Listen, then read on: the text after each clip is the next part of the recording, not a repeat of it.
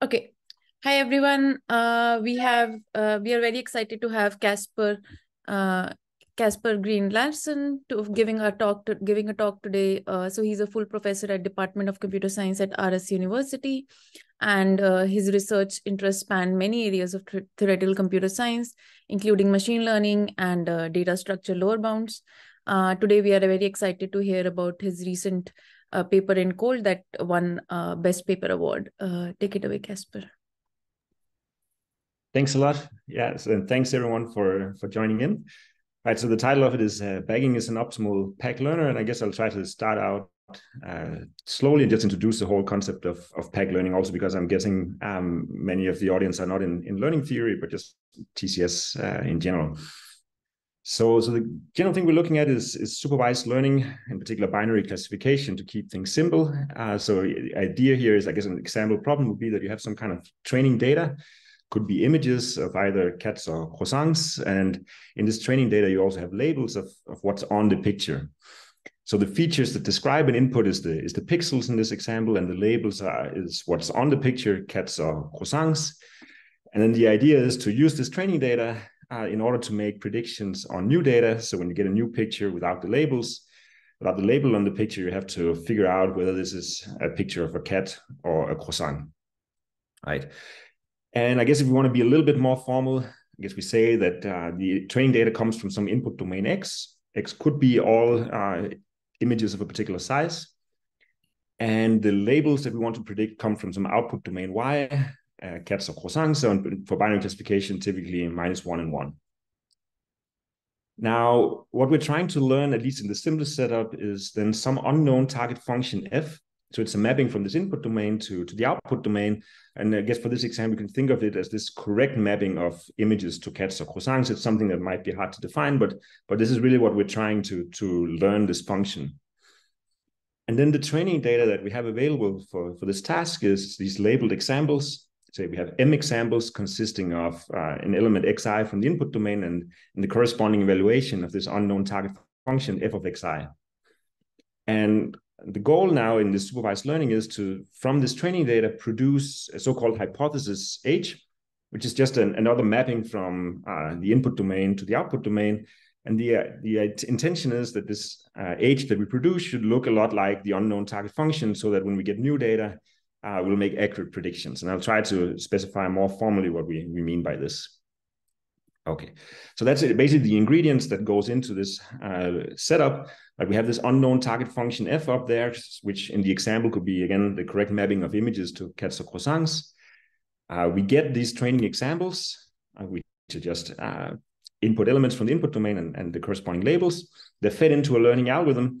And then the learning algorithm, the goal of the learning algorithm, or what they typically do, is to try to find some hypothesis in a hypothesis set H that correctly classifies most of the training data, meaning that on all these training examples, this hypothesis gets the label correctly, right? And because in particular on the training data, we can test this and we can measure how good a hypothesis is.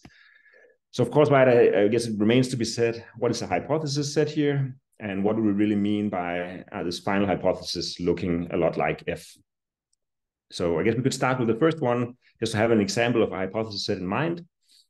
So maybe a concrete hypothesis set could be the set of all linear models, right? So if we're doing binary classification, we could assume that the input domain is just the set of d-dimensional real-valued vectors. So we have d numbers describing an element.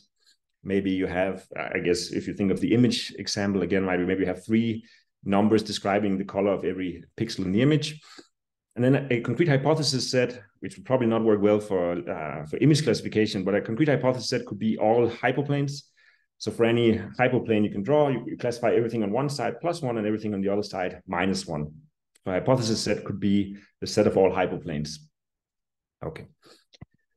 And now the model that we're going to study this in is the so-called pack learning framework, or probably approximately correct, by Valiant from 1984.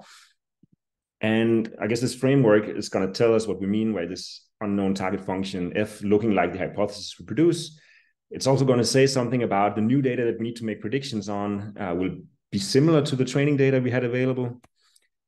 And in this model, to capture this, there's one more ingredient, which is some unknown distribution d over the input domain. So think of this as the data distribution.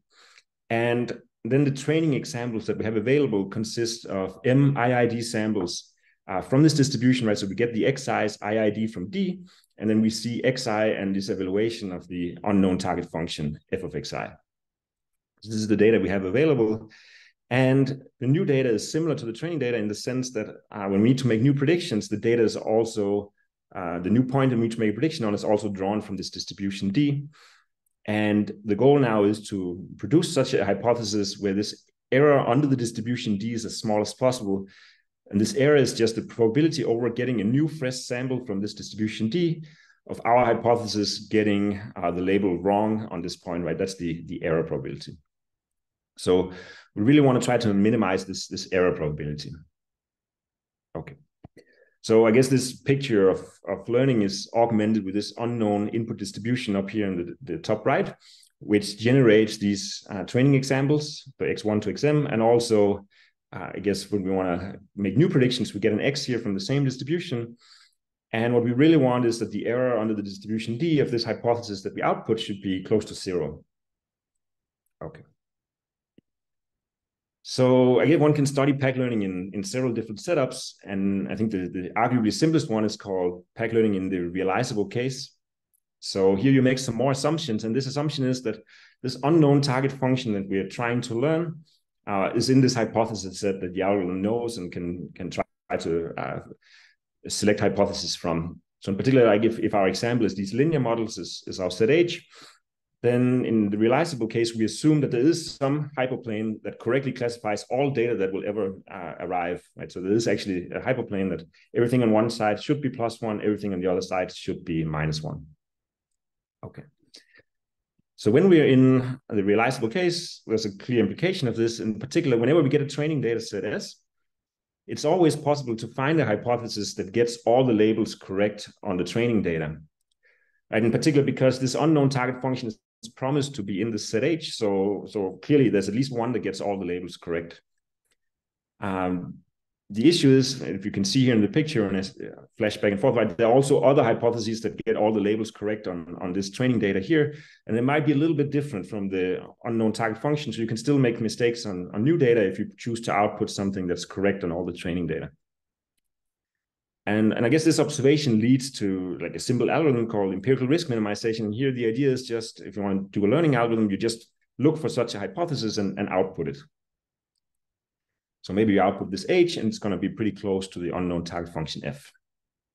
Okay.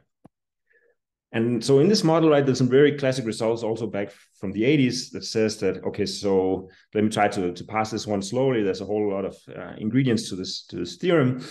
The general idea in the theorem is you want to say, okay, so no matter what the data distribution is, so for any distribution D, I want to say something like, when I produce a hypothesis, I want its error to be small. So this is the last part of the theorem statement. I want the error of this hypothesis to be at most epsilon. And basically this theorem statement tells me how much data do I need to guarantee this. And so in particular, it says, if I have enough samples given by this formula here, then with high probability, with probability 1 minus delta, it holds that every single hypothesis H that gets all the training labels correctly, so this is the part of the theorem here, has a small error under this distribution D. Right? So delta here is the failure probability, if you will. Maybe you can think of it as in this sense that since the data is these IID samples from the distribution D, you might be unlucky and get some data points that are not useful. Maybe you just get copies of the same point in some extreme case. So there's a small chance that you fail, but in most cases with probability 1 minus delta or the training data, any single hypothesis that gets all the labels correct on the training data has an error of at most epsilon under this distribution D. Now the question is, of course, what is this formula? What is the dependency on this epsilon, this delta, right? So you can see that there's a 1 over epsilon dependency, and there's a log 1 over epsilon dependency, and then there's a log 1 over delta dependency. And then there's this extra term here, which is the VC dimension of the hypothesis set. Right? So this VC dimension, if you haven't seen it before, it's like a measure of complexity of the hypothesis set, if you will, how complicated is the hypothesis set. And I'll just define it formally on the next slide. Okay. And Also, research has shown, and this is really implicit in several works, so there are a bunch of references showing this, that this is really the right sample complexity, right? If you want to guarantee that all hypotheses that get all the training labels correctly also has an error of at most epsilon, then you need this many training samples. So you can also show that any algorithm that actually outputs a hypothesis from H will need this many samples. So this is tight. Okay, so let me just say what this VC dimension is. So this VC dimension of a hypothesis at H is the D such that there is a set of D samples that can be shattered and no set of D+1 samples can be shattered. So then the question is, what does it mean to shatter a set of samples? So a set of samples here, so samples refer to elements of the input domain. Okay, so if I have D elements of the input domain, I say that I shatter them if I can generate all the 2 to the D possible labelings using some hypothesis in H, right? So it's a binary classification problem, right? So there are 2 to the D different ways of labeling D different examples. So let's try to give an example of a concrete hypothesis set. So let's say the input domain is R1 and the hypothesis set is hyperplanes. So a hyperplane in R1 is basically a point on the real line, and everything on one side you classify as +1, and everything on the other side you classify as -1. Right? So let's try to see if we want to argue that we can shatter 2 samples. Yes, you need to argue that it's possible to generate all these 4 different labelings of the 2 samples. As you can see here in this picture, it's not too hard to convince oneself, right, that indeed you can generate all 4 different labelings of 2 points using a hyperplane. Now let's try to see, can you shatter 3 points? And here, no matter what 3 points I have, it's quite obvious that if I look at the labeling that takes the 2 outer points and classify them as, say, red or -1, and I take the middle point and classify this as +1, then it's not possible to generate this labeling using a hypothesis from H, like a hyperplane in 1D. So there's no set of 3 points that can be shattered, and here is an example of 2 points that can be shattered. So the VC dimension of these hyperplanes in R1 is 2, and in general, you can show that the VC dimension of hyperplanes in RD is D+1. Okay. So going back to this formula from before, right? This was the VC dimension. And in general, like everything seems to be tight and known for this pack learning in the realizable case, right? I just moved it up and simplified a little bit. So here, I'm just going to hide this delta dependency, right? So there was a small chance that maybe you get an unlucky data set with probability, I guess, delta, this fails to hold. Your error will be larger than epsilon. So basically here, I'm just going to ignore this delta to make this formula simpler, and I'm going to ignore it for the rest of the talk. But there'll always be some, with probability 1 minus delta over the sample, your error is at most epsilon, but we're just going to hide it. Okay. And so then an interesting point is that even though it seems that everything is completely understood here, the sample complexity is 1 over epsilon, D log 1 over epsilon, there's actually a way of getting around this lower bound. And in particular, you're promised that this unknown target function that you're trying to learn belongs to this hypothesis set, right? So maybe you're promised it's a linear model that's the true unknown target. But if you're doing a learning algorithm, right, maybe you don't actually have to output a linear model, even if you're promised that the target is a linear model, right? Maybe you can do some other learning algorithm. It does something non-trivial. It's not clear at all that this would help. And this was a big open problem for a long time and was finally closed in 2016, where Steve Hanneke showed that. So he showed this more general theorem that for any distribution D, with just D over epsilon samples, it's possible to output a hypothesis whose error is at most epsilon. Right. So again, there's a with probability 1 minus delta, there's a log 1 over delta over epsilon dependency, and so on. Right. So his result, right, saves this log 1 over epsilon in the sample complexity of this naive empirical risk minimization. And you can also prove that this is optimal no matter what your learning algorithm is doing. Right? For all algorithms, this is the best you can hope for. I have a question. Yeah. So for the matching lower bound, for the case where you need to output F in hypothesis, so there are these dependencies on epsilon and log 1 by epsilon also tight? Yes, they are. Yeah, you can show that all of the parameters and dependencies are completely tied. And it's not just if you want this guarantee that all hypotheses that get the labels correct have error at most epsilon. It's also even if your algorithm just outputs one of them, this is the right SAM complexity both on all the parameters. The dependencies are tied. Okay, so it's for empirical risk minimization if the algorithm is doing risk minimization, yeah, and actually it's for this broader class of they're called proper learning algorithms. So I guess proper learning algorithms are just algorithms that output something from H. Okay. Yeah. For any such algorithm is optimal. Yeah. Yeah. Thank you. Okay. So I'll start by trying to just say a little bit about the main ideas in his algorithm, and also so I can later discuss the new results. So I think it's a really nice, interesting idea here. So in Hanneke's algorithm, the main idea is based on this so-called subsampling procedure. So let's say you have your training data in some order here, right? The IID samples, so it doesn't matter how you order them. So you have your training samples. And then what he has is this recursive procedure that generates subsets of the training data. And so what does it do? So the idea is you start by invoking this method with the full training data set as the first argument and the empty set as the second argument. And I'll try to explain what happens then. So you have a base case here in our example here, right? The training data set is still larger than 4. So we're going to partition our data S into 4 groups of equal size. So as shown up here. And then you have these 3 recursive calls, and maybe we can just try to look at the first one. And so in the first recursive call, right, we say, okay, the new S, the new first argument, is only this first chunk S0 of the training data. Okay. And then the second argument that we call T down here is the old T. And then you add also S2 and S3, so the last 2 pieces here. But importantly, you leave out S1 here. And see, there's another recursive call where you leave out S2 in T, and there's a call that leaves out S3 in T. So if we zoom in on this first recursive call, I guess our new T is this portion over here. The gray here is left out. And our new S is the first part down here. Right, then the procedure again tests, are we in the base case? We're not, right? Our set S is still large, is still at least 4. So we're going to partition into 4 groups again. And we're going to do another recursive call where our new S is the first piece here. We leave out S1 and we add S2 and S3 to T. Right, so now when we recurse further, our T will also include these 2 sets here, leave out this little piece, and this is our new S. And finally, we're down in the base case now, and what we're going to output now is this subset that includes this S and T. So we're going to spit out a subset of the training data, all these pink squares here, pink samples.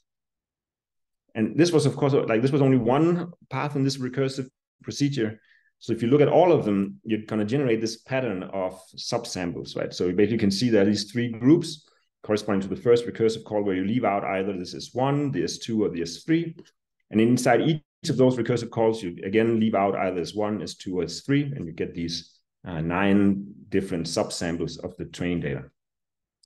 Okay, so now he has this procedure for generating subsamples, and they leave out, I guess they leave out one of these chunks for every recursive level. And his final algorithm, this optimal pack learner, what he does is that he invokes this subsampling procedure to generate all these different subsamples.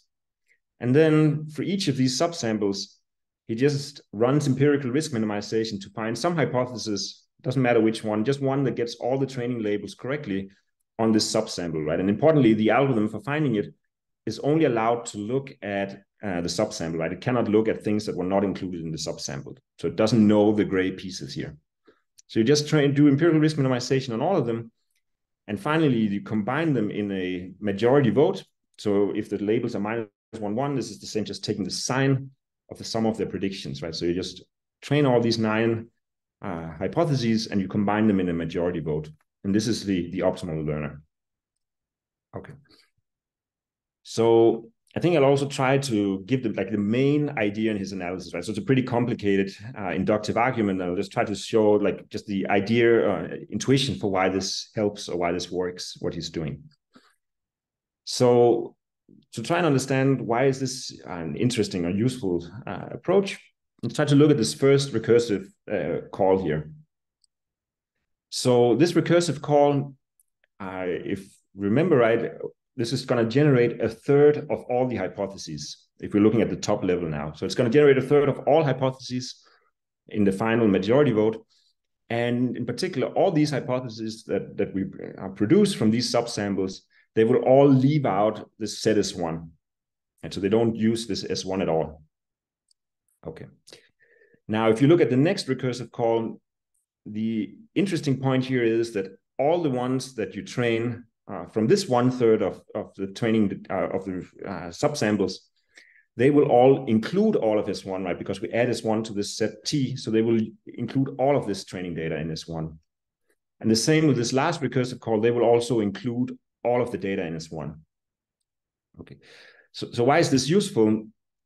So the reason why this is useful is that, again, if you look at the first recursive call, I guess we can try to look at, okay, so how often does, if I just look at the majority of these 1/3 that we're training down here, how often is the majority of these hypotheses wrong, right? How often do they make a misprediction?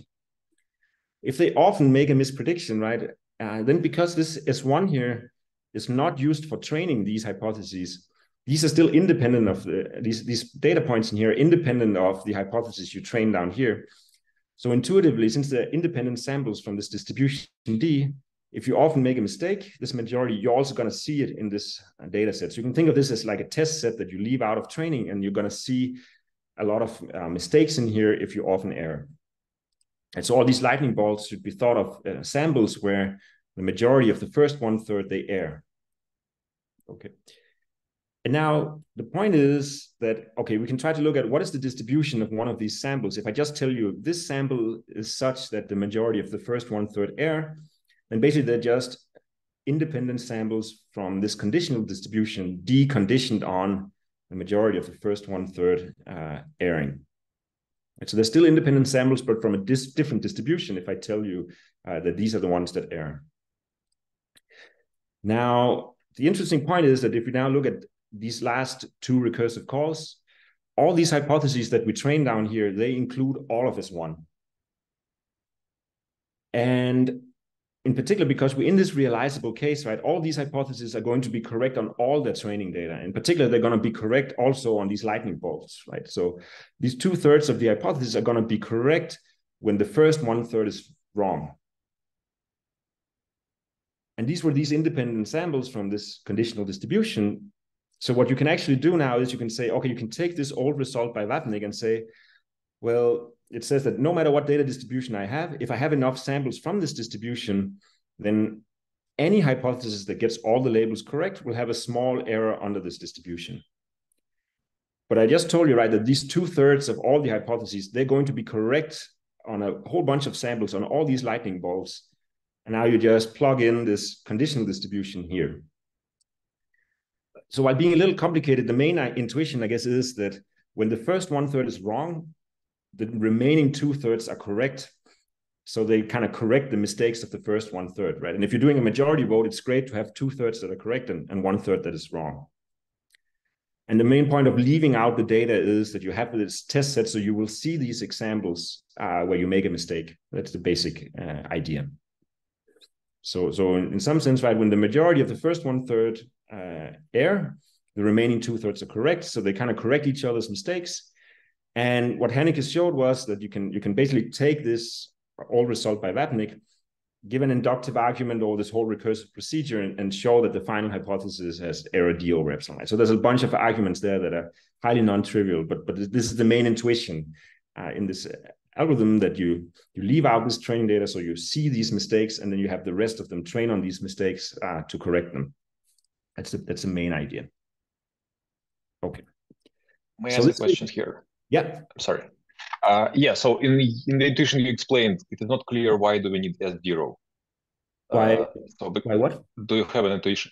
Yeah, it's not clear why do we have S0, because if we just split it into 3 parts and then we have we do the same thing but not recursively, just 3 parts, and for each sample we are corrected on 2/3 of them. So do you have an intuition for that? Why you have S0? Yeah.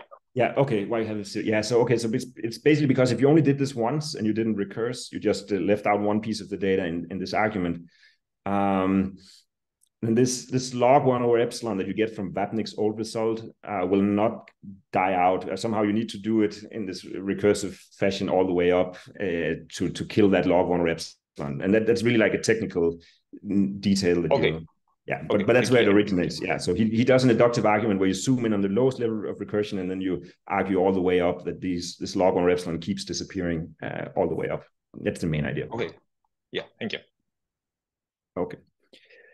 Okay, so I guess his result is this optimal packed learner based on these subsamples, and I think it's like a really nice theoretical result that you can actually get this optimal sample complexity. I guess then one question you could ask is, did this algorithm have any practical impact? And I guess the short answer is maybe not really. And maybe one question in the chat. Yeah. Yes. Does it assume anything about the distribution of errors? Like if most of the lightning samples are in S0, S1, or they are spread?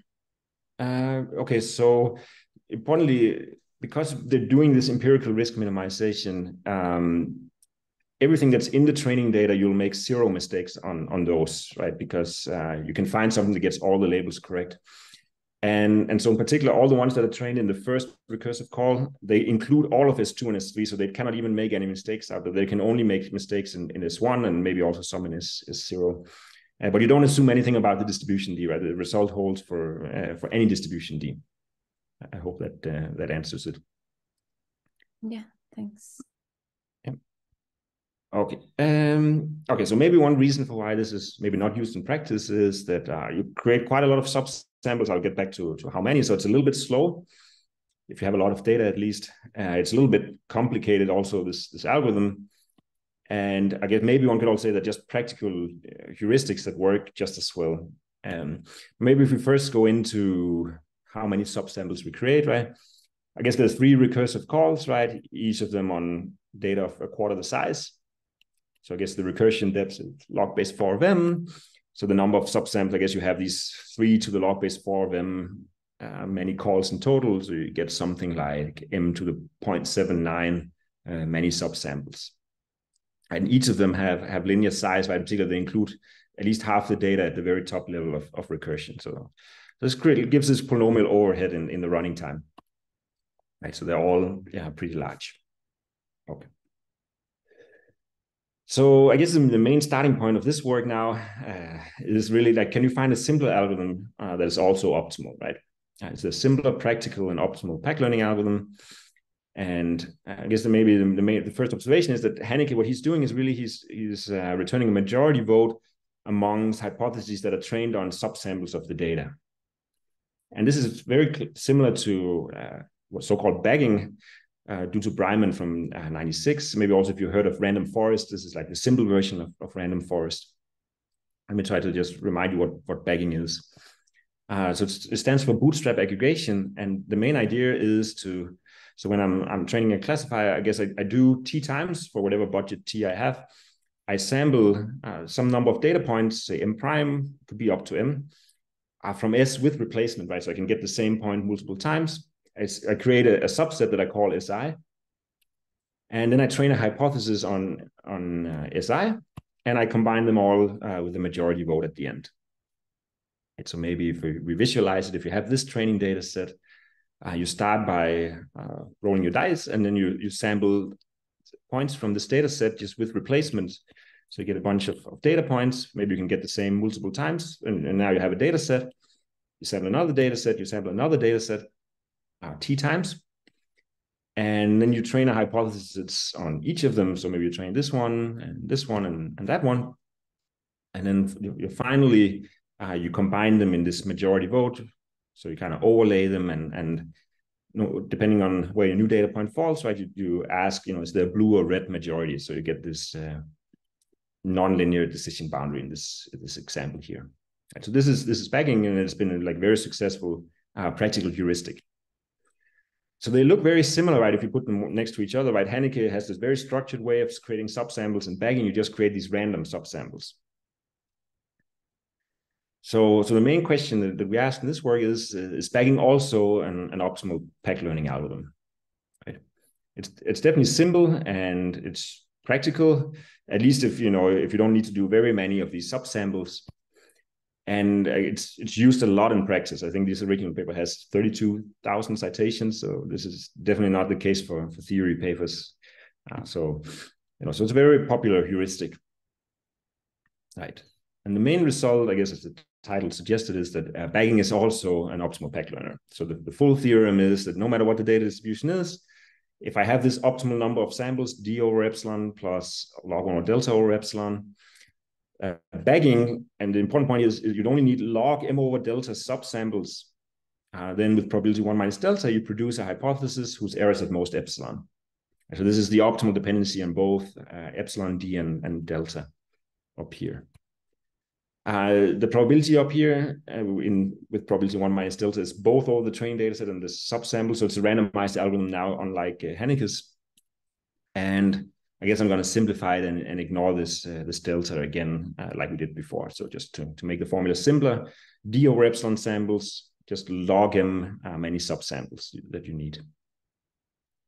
So basically, if you compare them, right, the difference is really you only need a logarithmic number of subsamples, and you can just do them randomly. You don't have to create this very carefully structured subsampling procedure. You just randomly subsample, and this works, right?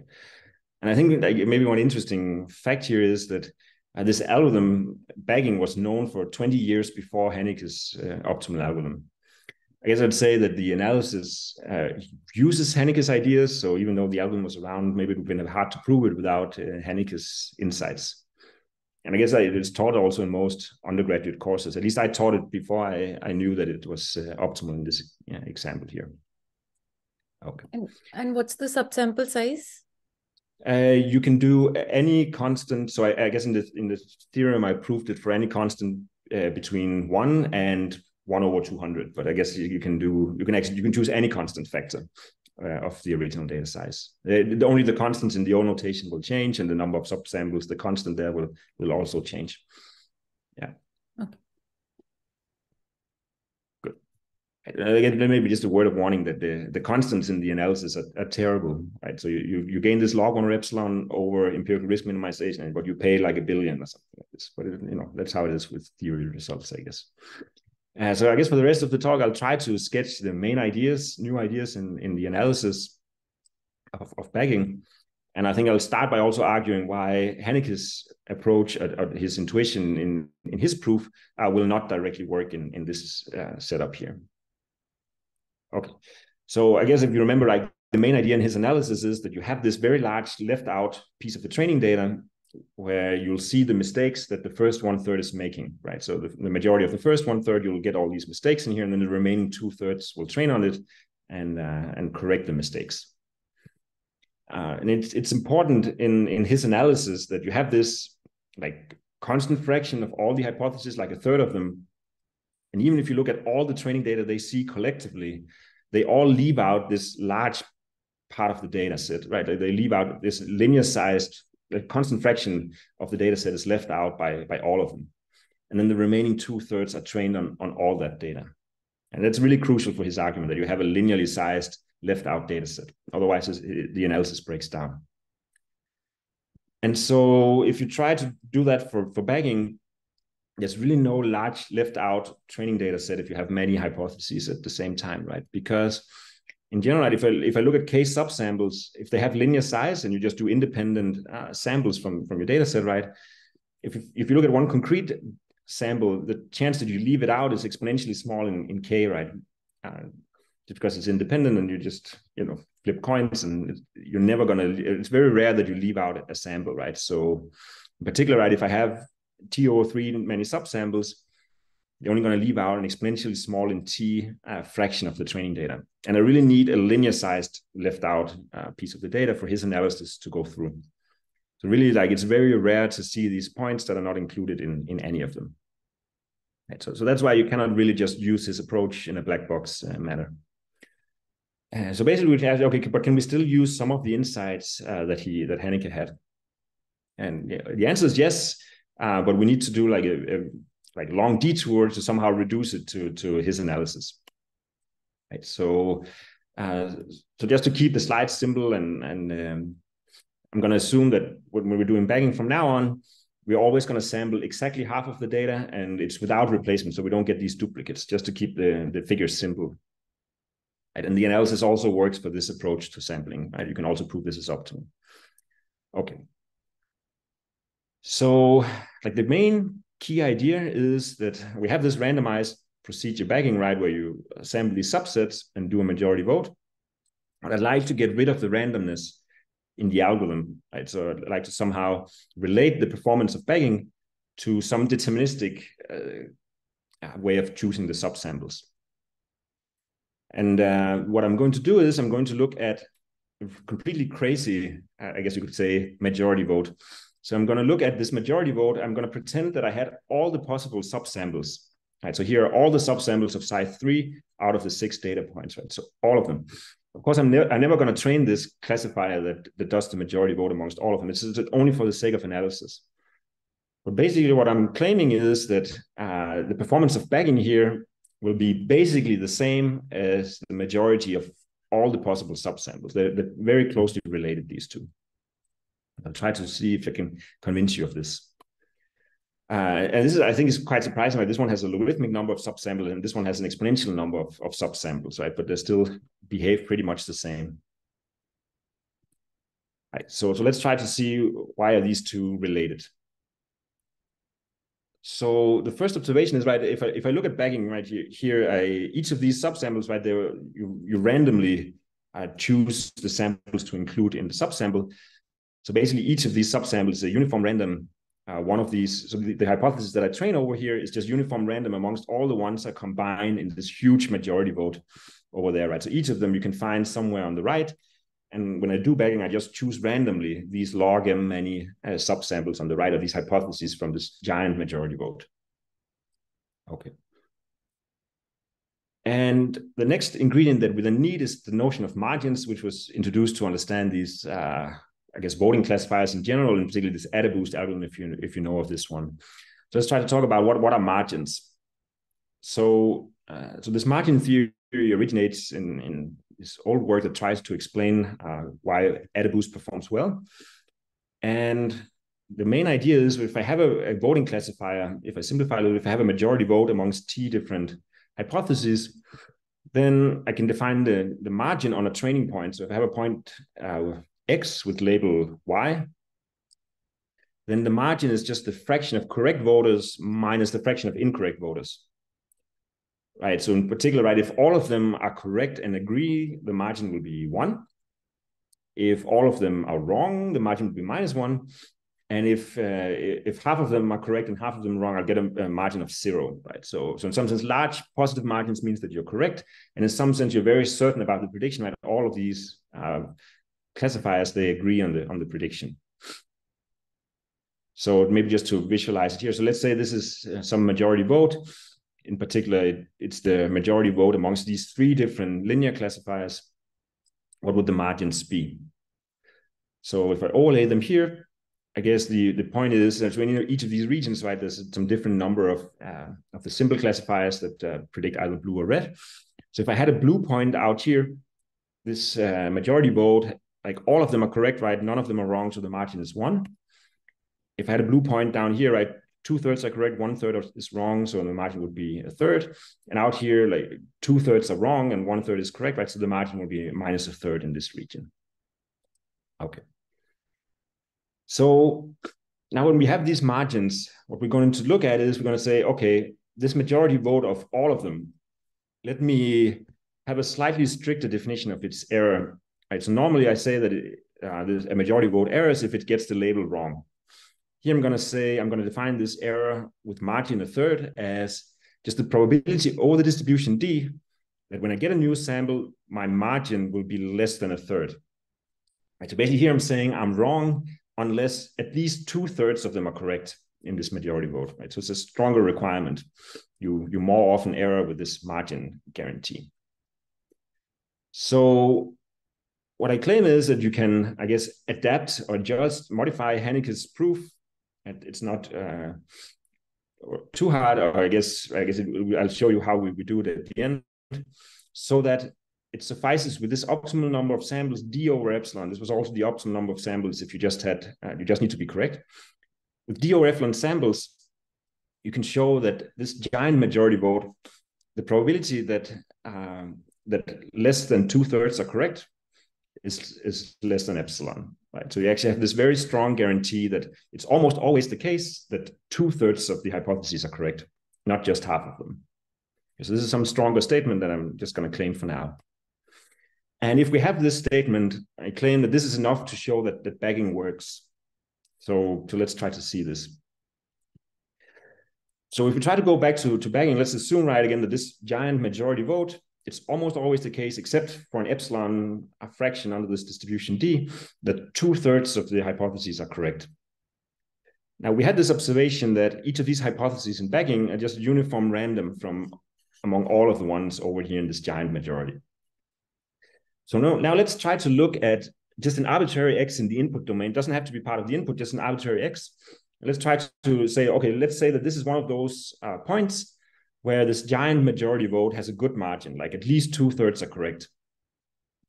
So this means that if I take all of these hypotheses in the giant majority vote, right, most of them, at least 2/3, predict blue in this example, right? So here I just drew the prediction made by each of these many different hypotheses over here.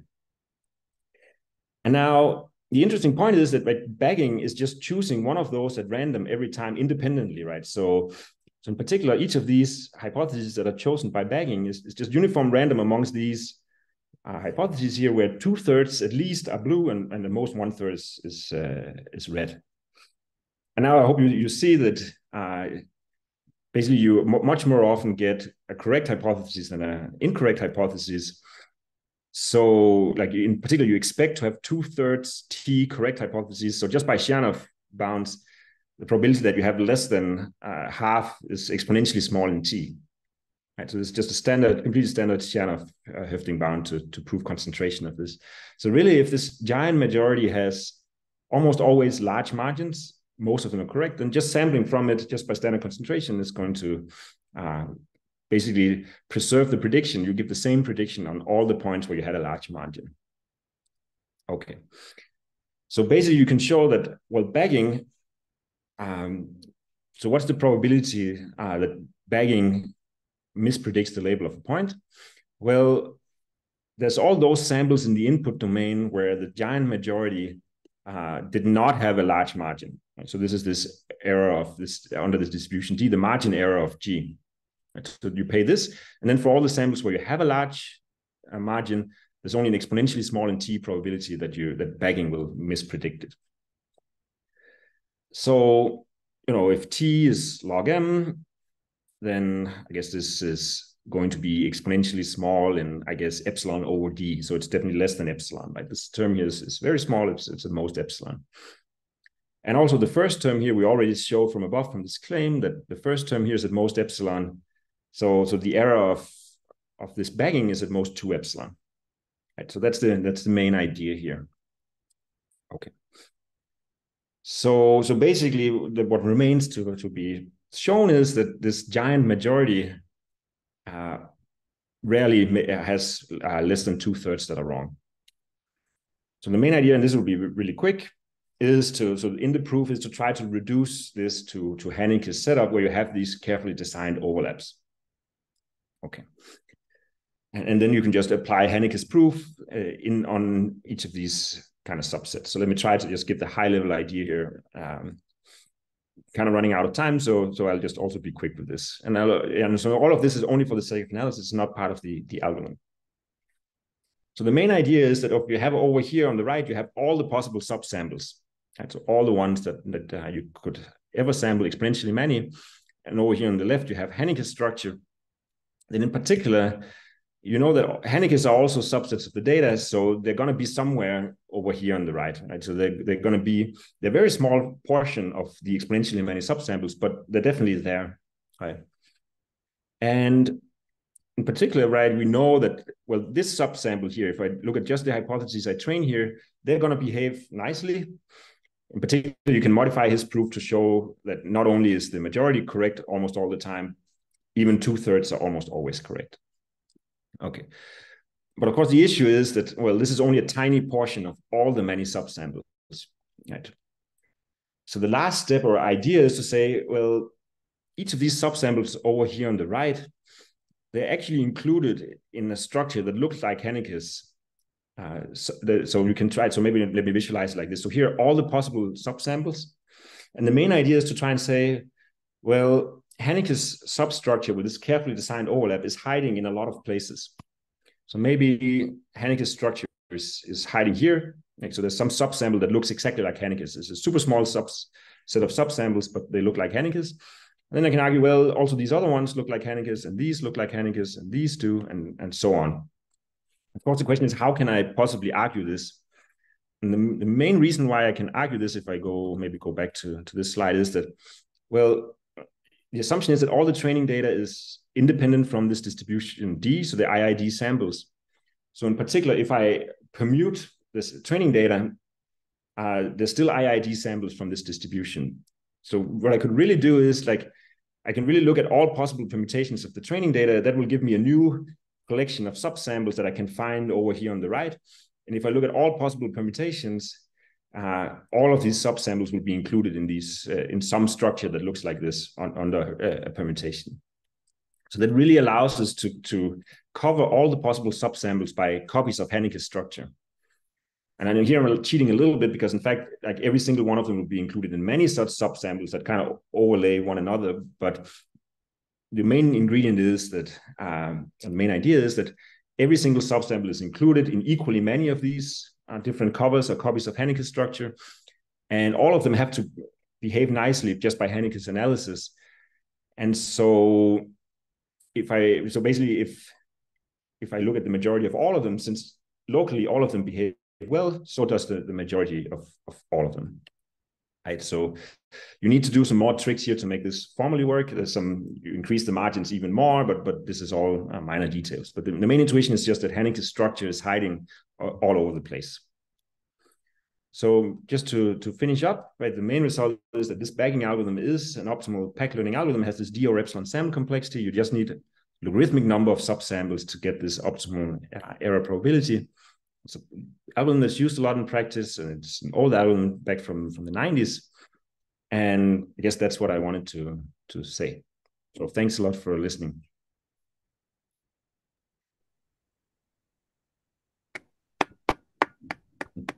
Thank you very much for the great talk. Let me stop the recording before we ask questions.